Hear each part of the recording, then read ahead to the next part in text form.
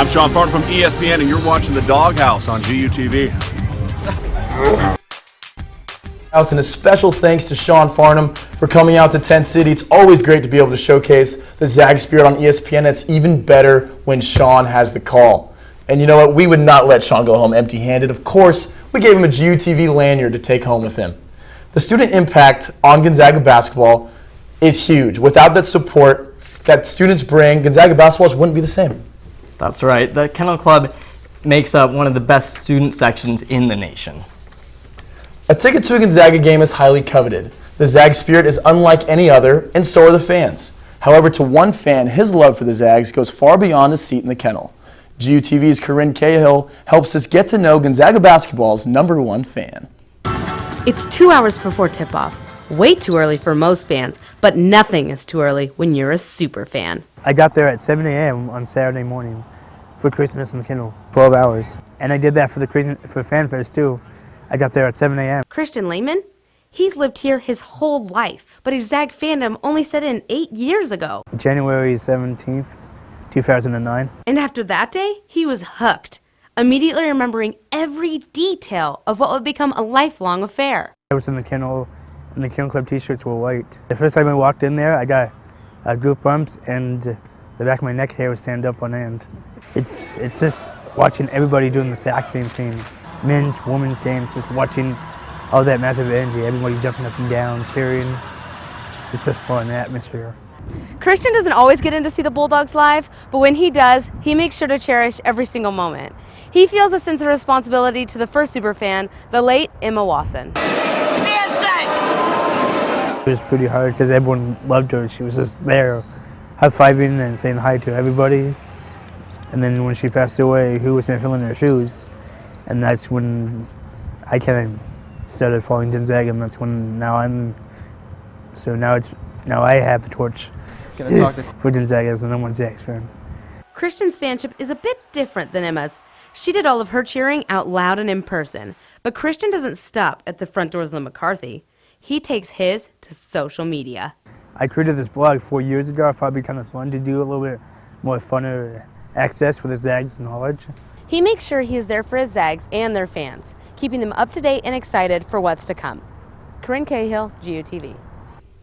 It's hard to find a Zag more dedicated than Christian. Stay up to date by subscribing to Christian's blog.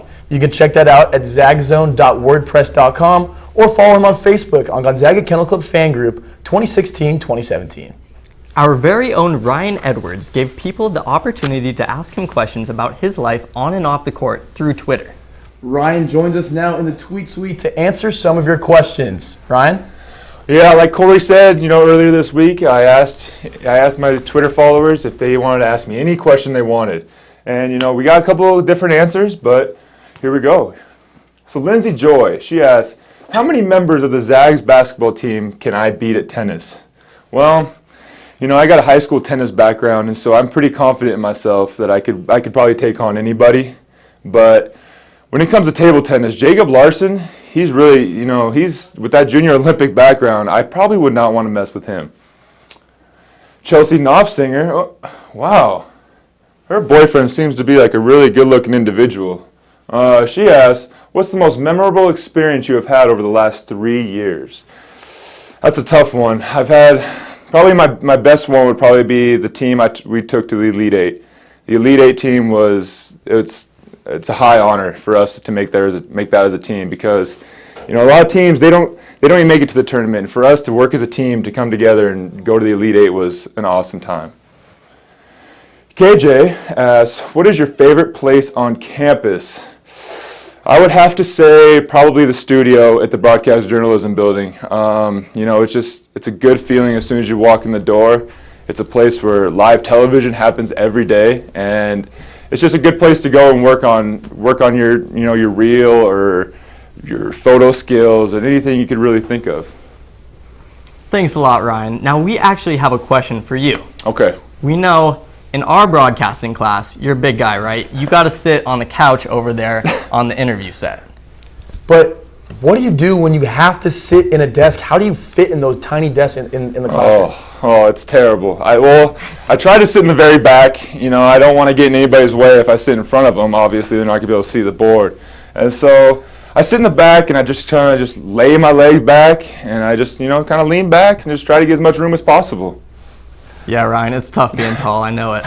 Anyways, now we will take a look behind the scenes at the work of one of the most underappreciated clubs on campus, which puts together one of the most incredible events this year in and out.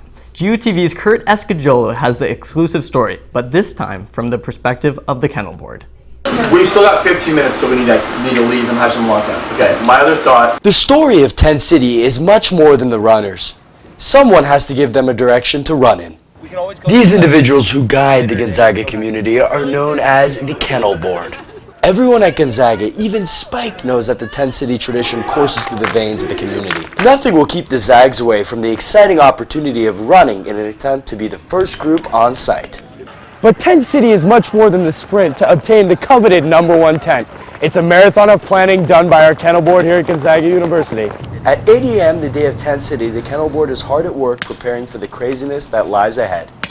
From hammering in stakes to setting up generators and fencing, the Kennel Board transforms this grass field into a lively village. Holding down Tent Zero, the Kennel Board's work has only just begun, as they are then asked to supervise Tent City. It's group effort. It's everyone on the Kennel Board buying in and then having the assistance from campus security and CMS to just make sure that this is a safe thing. They also have regular tent checks. All right, tent check! Tent number 1! Getting Tent 1 and guaranteeing courtside seats is not the only perk of tenting. You might even be lucky enough to be featured on Facebook Live by renowned college basketball analyst Sean Farnham. ESPN's coverage of Tent City is a tribute to the extensive and thorough planning that is orchestrated and set forth by the Kennel Board. If it wasn't for their back-breaking year-long work, Tent City would not be as truly unique of a tradition to the community as it is. So next time you see a Kennel Board member, stop and thank them for their work. Stand by, guys. Your experience at this school would not have been as special. Kurt Escajolo, GUTV. I've been a part of this amazing process, and I can say from the bottom of my heart that it is an original experience that makes me proud to be a Zag. As college basketball season starts, the Gonzaga Bulletin releases a special section to preview Gonzaga basketball. Joining me now is Andy Bueller, the editor-in-chief of the Gonzaga Bulletin. Thanks for joining us, Andy. Thanks for having me, Corey. Yeah. Now, you told me that one of the sections you're going to highlight is the veterans on this Gonzaga team, starting with Silas and Nigel. Tell me about that. Yeah, particularly we have a couple of articles on, there's the article on the transfer situation and how Gonzaga's really tapped into the transfer market over the past, since the turn of the century. And so our sports editor, Justin Reed, took a long look into that. But our cover stories are on the road to recovery of Shemet Karnowski and Ellie Tinkle.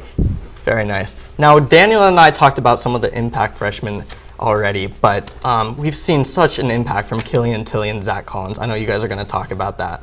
Oh, definitely. I mean, Killian Tilly and Zach Collins present an amazing opportunity for a team to have two guys that come off the bench, average, maybe 15, 20 minutes a game, and be kind of fill in when, if a guy goes down, and really high motor guys.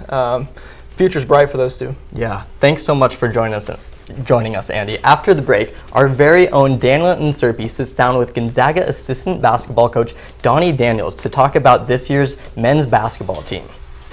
Stay tuned. You're watching the Doghouse on GUTV.